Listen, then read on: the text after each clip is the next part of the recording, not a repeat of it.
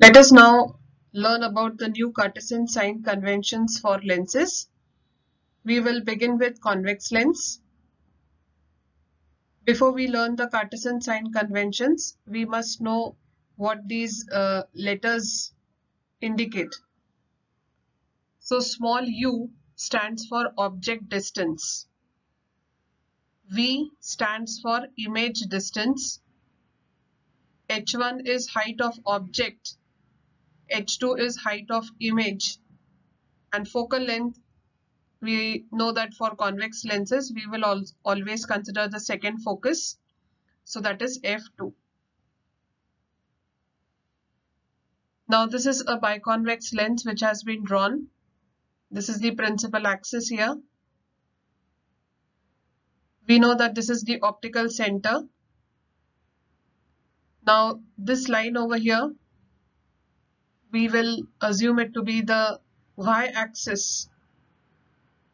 And the principal axis we will consider to be the x-axis.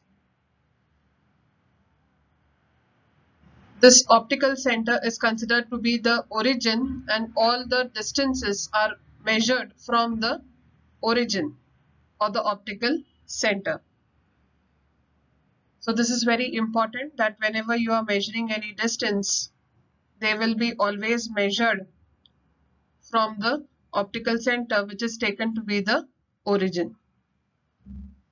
You are already aware that on the x-axis, all the numbers that are there on the left hand side of the origin are negative, whereas all the numbers that are written on right side are positive.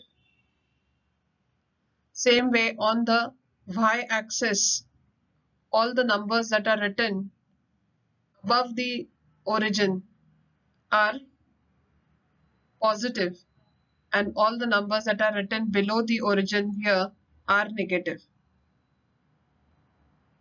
So this is what you already know. There are certain rules that we need to follow when we are studying the new Cartesian sign convention.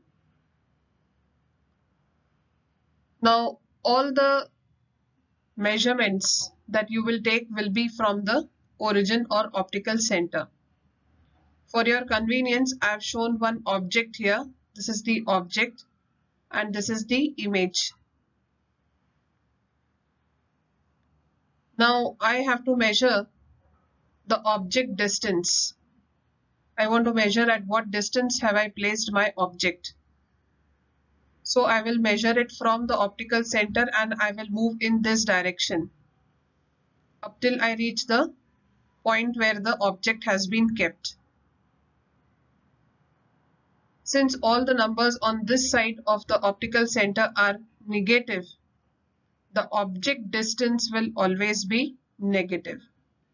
So if you are given in a numerical that an object is placed at a distance of 3 centimeters from the lens, you will consider it to be -3 because object is always placed on the left hand side, and hence we will always get our object distance to be negative. So why we have written negative here?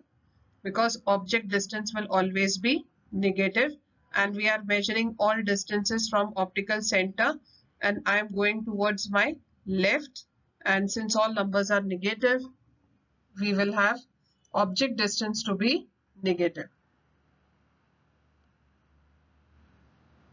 We can even consider it this way. Here it is written direction of incident ray. Rays are always incident from the left hand side. So this is the direction of the incident ray. But when I am measuring the object distance, I am going against the incident ray. I am moving in this direction, whereas light is going in this direction. So all distances that are measured in the direction of the incident ray are positive, and all the distances that are measured against the incident light are negative. So it can be understood in either ways. Next, if we have to find out the image distance, I will have to go from the optical center till this point where the image is formed. So all numbers on this side of the x-axis are positive, and hence the image distance will be positive for a convex lens, except when we have the object within the focal length, we get a virtual and erect image on the same side of the lens where the object is kept. So in that case, we will have the image distance to be negative. That is the last ray diagram which you had drawn for convex lens. The object was within the focal length and you got virtual image, and so you will get the image distance to be negative. Otherwise, for convex lenses, we will always have the image distance to be positive. Now I am moving in this direction when I want to measure the image distance. This is the direction of the incident ray also, and so all distances that are measured in the direction of the incident light are positive. Now we want to measure the height of the object and height of the image.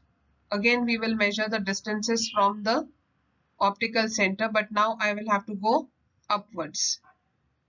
So all the numbers on this side of the y-axis are positive, whereas all the numbers from here downwards are negative from the origin.